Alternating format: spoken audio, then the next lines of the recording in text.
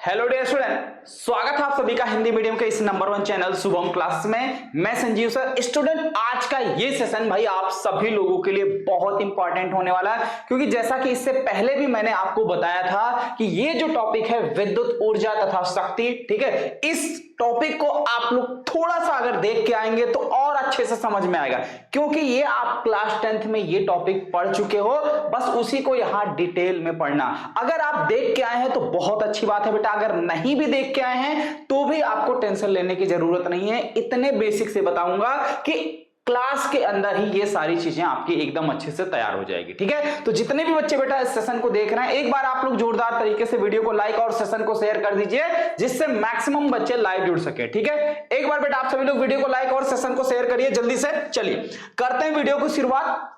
देखो, वीडियो को शुरू करने से पहले यहां पर बेटा आप देख सकते हैं कि हर बार की तरह इस बार भी यानी शुभम क्लासेस के बच्चों ने पूरे उत्तर प्रदेश यानी पूरे यूपी बोर्ड में भाई तहलका मचाया हुआ है। और आपको यह जानकर बेटा बहुत खुशी होगी कि आप लोग शुभम क्लासेस के 6th बैच हो, यानी इससे पहले शुभम क्लासेस 5 बैच कंप्लीट कर चुका है, ठीक है। 5 बैच जो है हम लोग कंप्लीट कर चुके हैं, 6वें बैच आप लोग हो। और इस बार हम आपसे भी यही उम्मीद रखते हैं कि आप सब भी इन्हीं बच्चों की तरीके से एग्जाम में बिल्कुल तहलका मचाओगे। जैसे कि आप यहां देख रहे हैं कि शुभम वर्मा पूरे उत्तर प्रदेश रैंक 1 पोजीशन पर आए हुए हैं, और वहीं पर अनुज कुमार मिश्रा, ठीक है, ये पूरे वाराणसी जिले में जो है नंबर 1 पोजीशन पर हैं। और अभिनव भान ये कासगंज में नंबर 1 स्थान पर हैं। सोनाली वर्मा ये देखिए भाई महोबा जिले के साथ साथ महोबा डिस्ट्रिक्ट में भी, सॉरी महोबा मंडल में भी नंबर 1 स्थान पर जो है ये बच्ची आई हुई है। और यहां आप देख रहे हैं श्रेयांश कुमार ये पूरे उत्तर प्रदेश में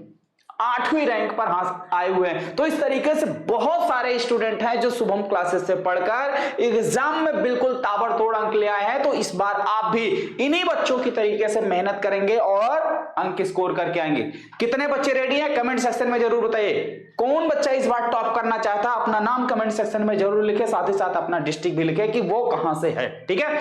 और आपको एक मूल मंत्र में आपको बता दूं भाई कि जितने भी बच्चों ने टॉप किया, इन सभी बच्चों के इंटरव्यू में एक जो सबसे कॉमन बात निकल के आई है वो ये है कि ये सभी बच्चे शुरू से मेहनत कर रहे थे। यानी जैसे क्लासें स्टार्ट हुई, क्लास स्टार्ट के साथ साथ ये बच्चे जो है बैच के साथ जो है जुड़कर, शुभम क्लासेस के साथ जुड़कर अपनी डेली तैयारी करना स्टार्ट कर चुके थे, ठीक है। तब जाके यहां पर, क्योंकि आपको भी पता है कि जो सफलता होती है, ठीक है, ये 1 दिन 2 दिन के तैयारी करने से नहीं मिलती है। ये सफलता जो है भाई पहले से की गई तैयारी पर निर्भर करती है। आप पहले से चीजों को कितना तैयार कर रहे हैं इस बात पर डिपेंड करती है, इस बात पर निर्भर करती है, ठीक है।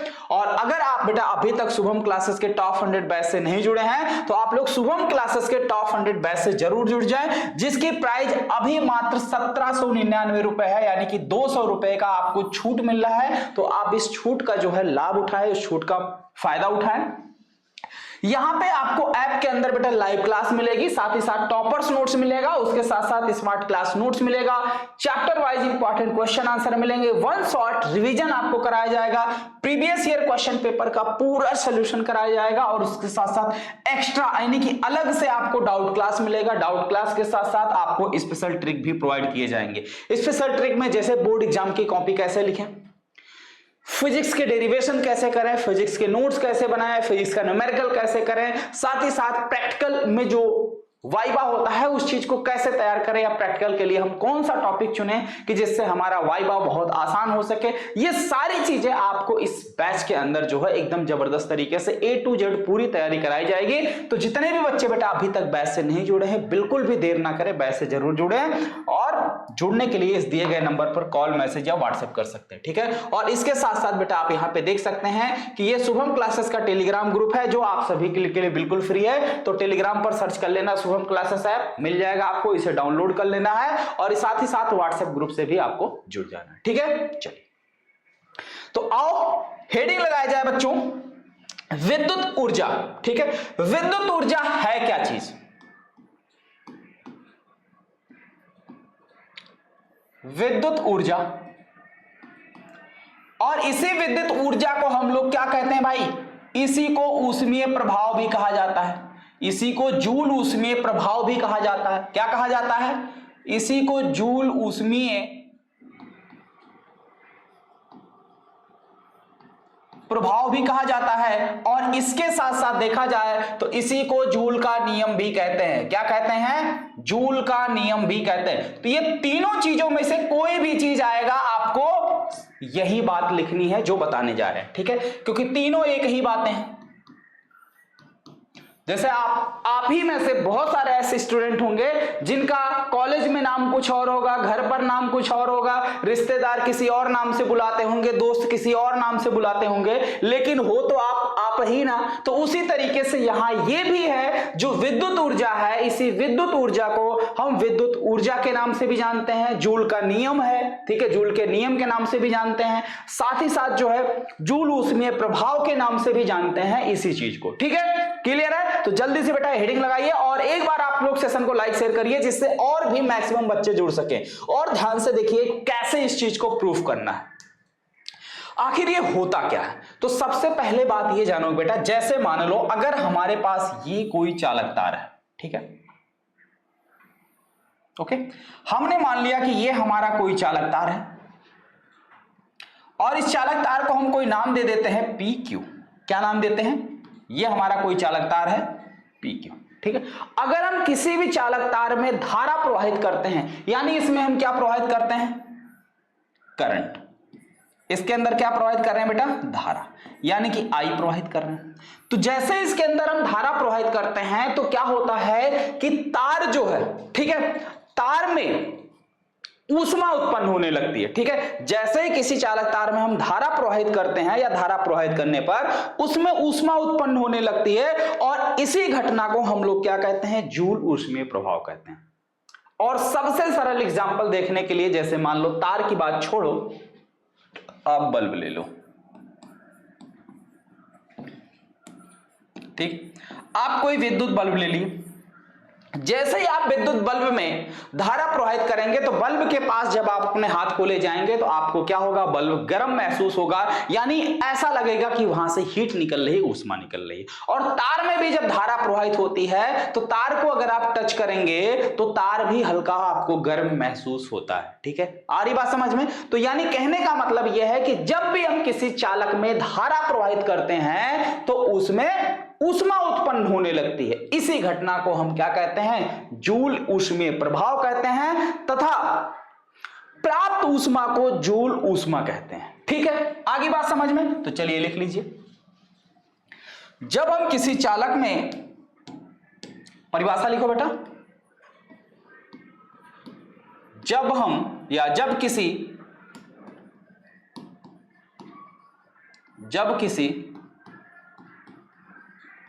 चालक में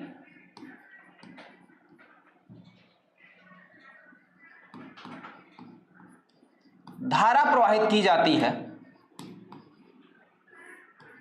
धारा प्रवाहित की जाती है, तो चालक में ऊष्मा उत्पन्न होने लगती है। चालक में क्या उत्पन्न होने लगती है? ऊष्मा उत्पन्न होने लगती है। ऊष्मा उत्पन्न होने लगती है, ठीक है, होने लगती है। इस घटना को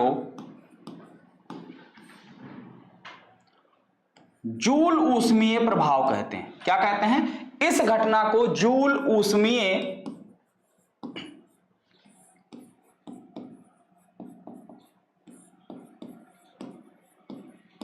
प्रभाव कहते हैं। क्लियर है बेटा आप सभी का? यहां तक बोलो, यहां तक आप सभी का एकदम अच्छे से क्लियर है? इस घटना को हम क्या कहते हैं? जूल ऊष्मीय प्रभाव कहते हैं, और इसमें जो ऊष्मा उत्पन्न होती है इसे जूल ऊष्मा कहते हैं।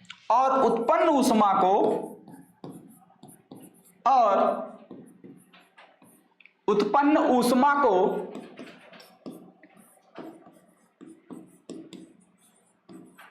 जूल ऊष्मा कहते हैं, और उत्पन्न ऊष्मा को जूल ऊष्मा कहते हैं, ठीक है। आगे बात समझ में? यहां तक सबका एकदम क्लियर है? अब जैसे मान लो भाई, देखिए ये कोई चालक तार है, इस चालक तार के सिरों के बीच का विभवांतर कितना है, मान लेते हैं b है। ठीक है, माना कोई चालक तार जिसके सिरों के बीच विभवांतर कितना है, b है। ठीक, तथा dt समय में प्रवाहित आवेश क्या है, dq हो, तब dt, ठीक है, dt समय के लिए बैटरी द्वारा किया गया कार्य कितना हो जाएगा। जैसे कहने का मतलब यह है कि आप सभी को ये चीज पता होनी चाहिए कि ये आपकी जो बैटरी है, यानी कि जो विभवांतर लगाया जाता है, विभवांतर लगाने से इसके अंदर क्या प्रवाहित होता है, धारा प्रवाहित होता है, करंट। और धारा कैसे प्रवाहित होती है, आवेशों के प्रवाह के कारण ही धारा उत्पन्न होती है। यानी आवेश जो है यहां से निकलकर ऐसे पूरे परिपथ में प्रवाहित होते हैं, चलते हैं। ठीक, अब अगर मान लीजिए dt समय में कितने, dt समय में कितना आवेश प्रवाहित होता है, dq आवेश प्रवाहित होता है। कितना आवेश प्रवाहित होता है, dq आवेश प्रवाहित होता है। तो इस dq आवेश को प्रवाहित करने में कार्य कौन करेगा भाई, बैटरी करेगा, क्योंकि ये आवेश कहां से निकल रहा है, कहां से प्रवाहित हो रहा है, बैटरी से प्रवाहित हो रहा है। ठीक है, आगे बात समझ में। तो इसी चीज को हम लोग स्टेप में लिखते हैं। क्या लिखेंगे कि माना किसी चालक तार के सिरों के बीच b विभवांतर लगाने से, b विभवांतर लगाने से, या किसी चालक तार के सिरों के बीच यदि विभवांतर कितना हो, b हो, तथा dt समय में चालक में प्रवाहित आवेश dq हो, तब बैटरी के द्वारा किया गया कार्य कितना होगा। चलिए आइए लिखते हैं। यदि किसी चालक तार के सिरों के बीच विभवांतर, यदि किसी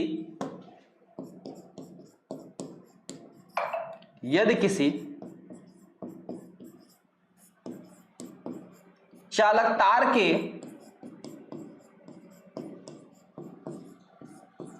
सिरों के बीच विभवांतर, यदि किसी चालक तार के सिरों के बीच विभवांतर v हो,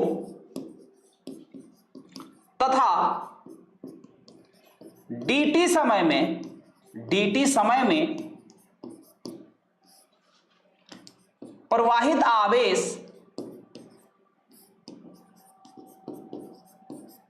आवेश dq हो, तब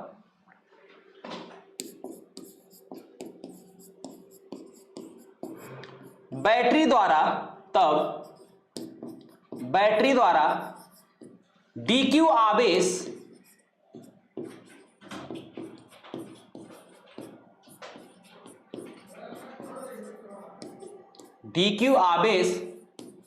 प्रवाहित करने में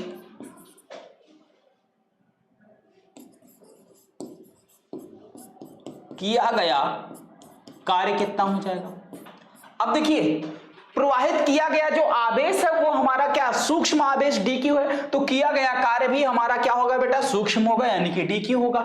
तो ये किया गया कार्य भी हमारा सूक्ष्म होगा, dw बराबर, आप जानते हैं किया गया कार्य w बराबर क्या होता है, v इंटू q, जहां पे v क्या है, विभवांतर है, और q क्या है, प्रवाहित किया गया आवेश, प्रवाहित किया गया आवेश है। ठीक है, आगे बात समझ में। चलिए, अब यदि चालक में प्रवाहित धारा I हो, यदि चालक में प्रवाहित धारा, यदि चालक में प्रवाहित धारा कितनी हो, I हो, तब I बराबर क्या होता है, I बराबर आपका होता है dq अपान dt। क्या होता है, dq अपान dt।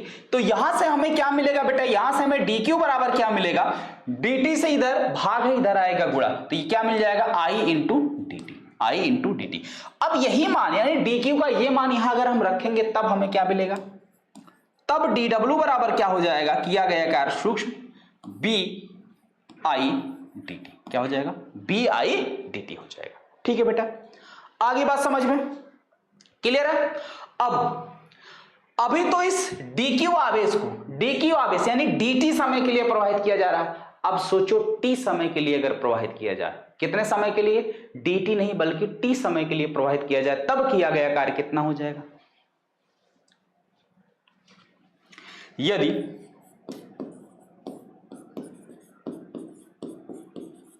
चालक में t समय तक नियत धारा I प्रवाहित हो, t समय तक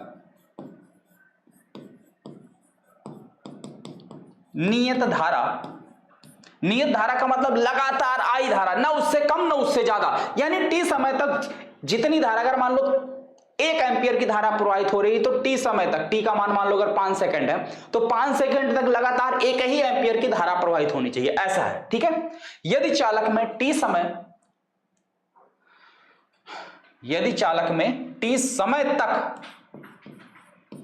समय तक नियत धारा I प्रवाहित हो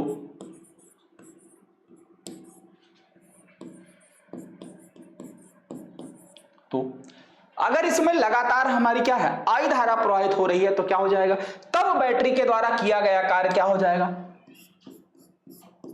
W बराबर समेशन VI dt। ठीक है, यानी कहने का मतलब यह है कि ऐसे t को देखिए, ये जो आपका t है, इस t को हम ऐसे dt से छोटे छोटे पार्टों में तोड़ ले रहे हैं। ठीक है, तो पूरे t के लिए हमें क्या करना होगा, इस पूरे dt को अगर हम जोड़ते चले जाएं तो हमें क्या मिल जाएगा, पूरा का पूरा t मिल जाएगा, पूरा का पूरा हमें क्या मिलेगा, t मिल जाएगा। ठीक है, तो वही चीज यहां पर हम लोग क्या करते हैं, अप्लाई करते हैं, तब यहां पे क्या हो जाएगा भाई आपका, तब यहां पे आपका बेटा W बराबर हो जाएगा VI t। ठीक है, ये आपका हो गया समीकरण नंबर 1, VI t। ठीक है, समझ गए, ये आपका हो गया समीकरण नंबर 1। अब अगर ये समीकरण नंबर बेटा 1 हो गया तो अब यहीं पे तुरंत ओम का नियम लगा दो। ओम के नियम से, ओम का नियम क्या कहता है,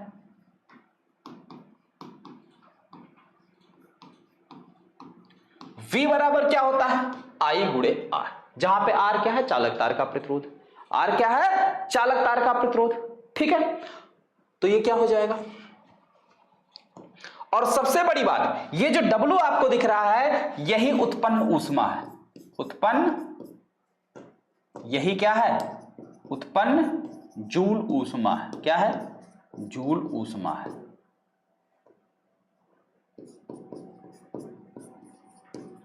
ठीक है, यही उत्पन्न जूल ऊष्मा। अब ओम के नियम के अकॉर्डिंग B बराबर होता है IR, तो B की जगह IR रख दो, तो W बराबर क्या हो जाएगा, V की जगह जब आप IR रखोगे और इंटू IT पहले से, ये क्या हो जाएगा, I स्क्वायर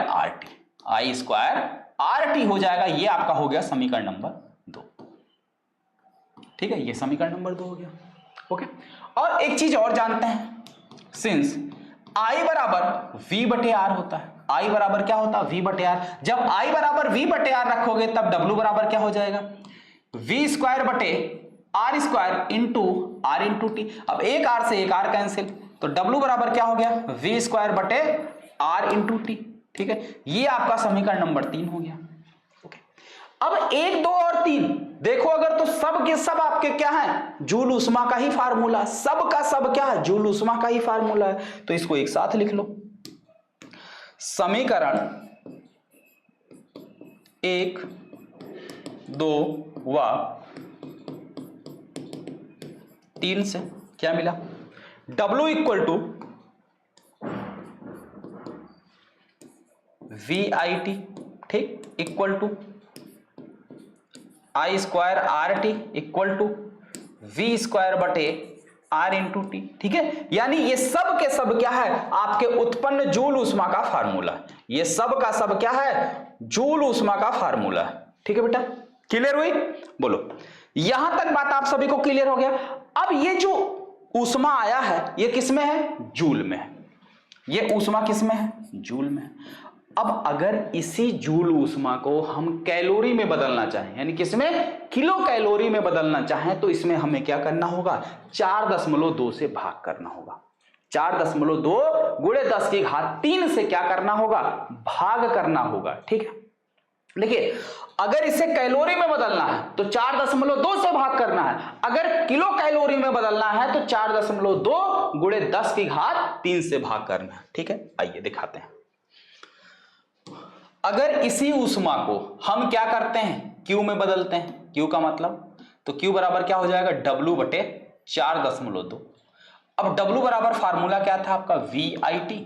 अब इसमें भी 4.2 से भाग कर दो, और दूसरा था I² R इंटू टी, इसमें भी 4.2 से भाग कर दो। तीसरा था V² बटे R इंटू टी, अब इसमें भी 4.2 से भाग कर दो। अब ये जो आएगा ऊष्मा, ये किस में हो जाएगा, कैलोरी में हो जाएगा। किस में हो जाएगा बेटा, कैलोरी में। ठीक है, और इसी को अगर आप किलो कैलोरी में बदलना चाहते हैं, इसी क्यू को अगर आप किलो कैलोरी में बदलना चाहते हैं, तो W बटे 4.2 गुणे 10⁻3। ठीक है, अब सभी में इतने से ही भाग कर दो, VIT बटे 4.2 गुणे 10⁻3 I² R इंटू टी बटे 4.2 गुणे 10⁻3 बराबर V² बटे R इंटू टी बटे 4.2 गुणे 10⁻3। अब ये जो आया ये किस में आ गया, किलो कैलोरी में आ गया, किलो कैलोरी में आ गया। ठीक है, किलो कैलोरी में आ गया। ठीक है, तो अब बात समझ में आई। तो जूल को कैलोरी में और कैलोरी को किलो कैलोरी में बदलना आप सीख गए, बदल ले जाओगे, कोई दिक्कत नहीं। अब बुक में इसी चीज को 4.2 गुणे 10⁻3 को जे लिखा गया होगा, जहां पे जे यांत्रिक तुल्यांक है। क्या है, जे जो है आपका एक यांत्रिक तुल्यांक है और जिसका मान होता है 4.2 गुणे 10⁻3 होता है। ठीक है, आगे बात समझ में, बोलो बेटा, यहां तक सभी का क्लियर है? तो जल्दी से बेटा लाइक शेयर करिए और कमेंट करके बताओ कि यस सर यहां तक सब कुछ क्लियर है।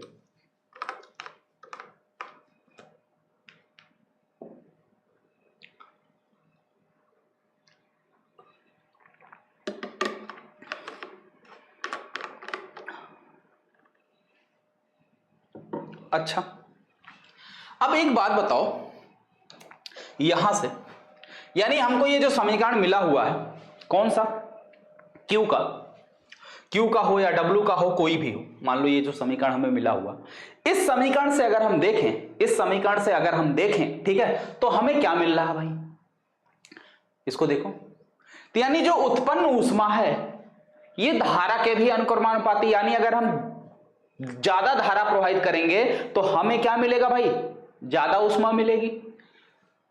अगर किसी तार का प्रतिरोध ज्यादा है तब भी हमें ज्यादा ऊष्मा मिलेगी। अगर हम ज्यादा समय के लिए प्रवाहित करेंगे तब भी हमें क्या होगी, ऊष्मा ज्यादा मिलेगी। तो इसे भी नोट पॉइंट में करके लिखना चाहते हो तो लिख सकते हैं। यानी यहां से अगर देखा जाए तो Q बराबर आपको क्या नजर आ रहा है, I²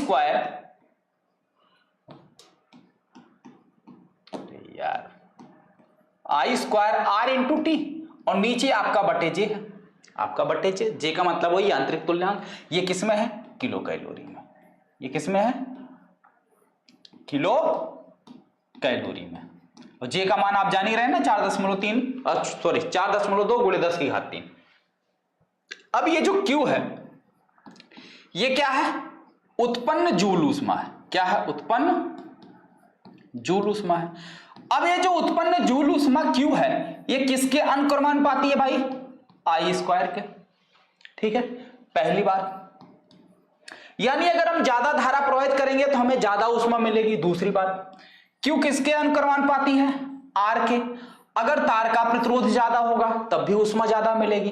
तीसरी बात, अगर हम ज्यादा समय तक धारा प्रवाहित करेंगे तब भी हमें ऊष्मा ज्यादा मिलेगी। ठीक है, तीनों बातें समझ गए, क्लियर है। तो जब भी अगर आपसे पूछेगा कि उत्पन्न ऊष्मा किन किन बातों पर निर्भर करती है, तो प्रवाहित धारा, चालक तार के प्रतिरोध और धारा प्रवाहित करने में लगे समय पर क्या है, निर्भर करती है, तीनों चीजों पर। ठीक है, तो तीनों के अनुक्रमानुपाती होती है।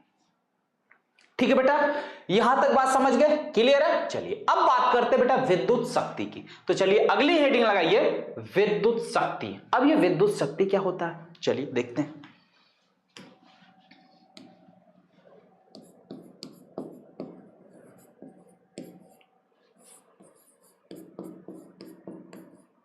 विद्युत शक्ति यानी कि इलेक्ट्रिक पावर, ठीक है, इसको इंग्लिश में बोलते हैं इलेक्ट्रिक पावर।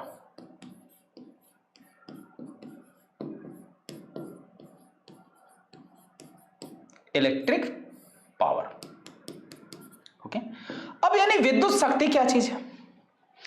अगर हम बात करें बेटा विद्युत शक्ति की, तो किसी भी विद्युत परिपथ में प्रति सेकंड यानी 1 सेकंड में व्यय होने वाली ऊर्जा को विद्युत शक्ति कहते हैं, ठीक है। तो लिखिए, किसी विद्युत परिपथ में किसी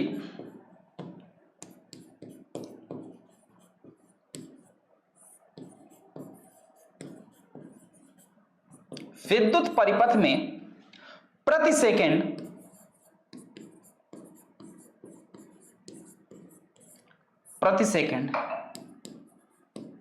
व्यय होने वाली प्रति सेकंड व्यय होने वाली ऊर्जा को विद्युत शक्ति कहते हैं।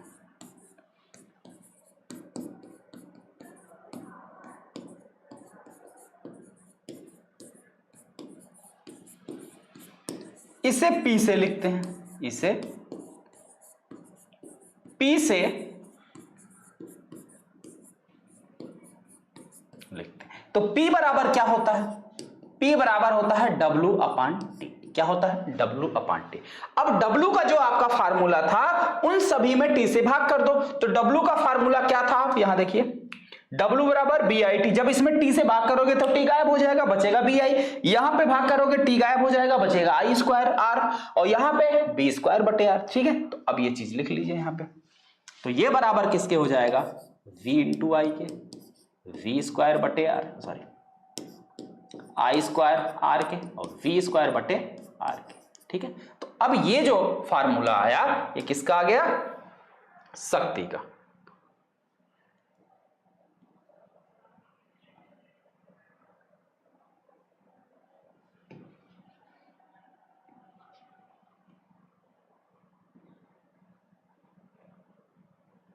ठीक है, क्लियर? आगे बात समझ में? तो ये किसका फार्मूला बन गया बेटा? आपके शक्ति का फार्मूला बन गया, यानी कि विद्युत शक्ति का। ठीक है, समझ गए बात को? बोलो, बात समझ गए? अब ये जो विद्युत ऊर्जा है, ठीक है, इसका एक और मात्रक है। एक मात्रक हमने जूल देखा, कैलोरी देखा, किलो कैलोरी देखा, ठीक है। एक और मात्रक है, और वो मात्रक क्या है? आप सबको पता है, यूनिट। ठीक है, विद्युत ऊर्जा का एक और मात्रक है जिसे हम लोग बोलते हैं यूनिट। ठीक है, तो विद्युत ऊर्जा का एक और मात्रक है, ठीक है, क्या है? यूनिट। अब ये जो यूनिट है ये क्या है?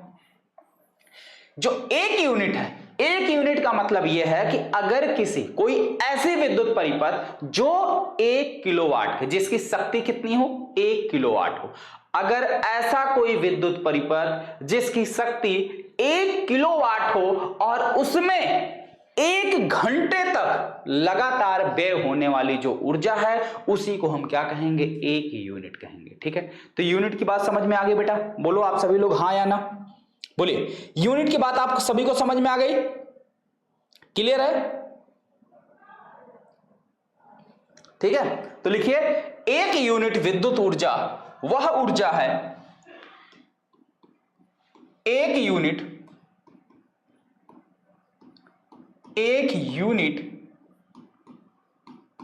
विद्युत ऊर्जा, 1 यूनिट विद्युत ऊर्जा वह ऊर्जा है जो, ठीक है, वह ऊर्जा है जो 1 किलोवाट शक्ति, जो 1 किलोवाट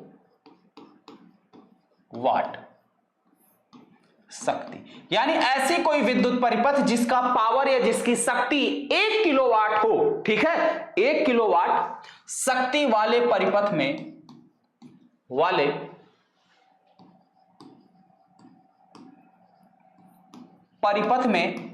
1 घंटे में व्यय होती है, 1 घंटे में व्यय होती है,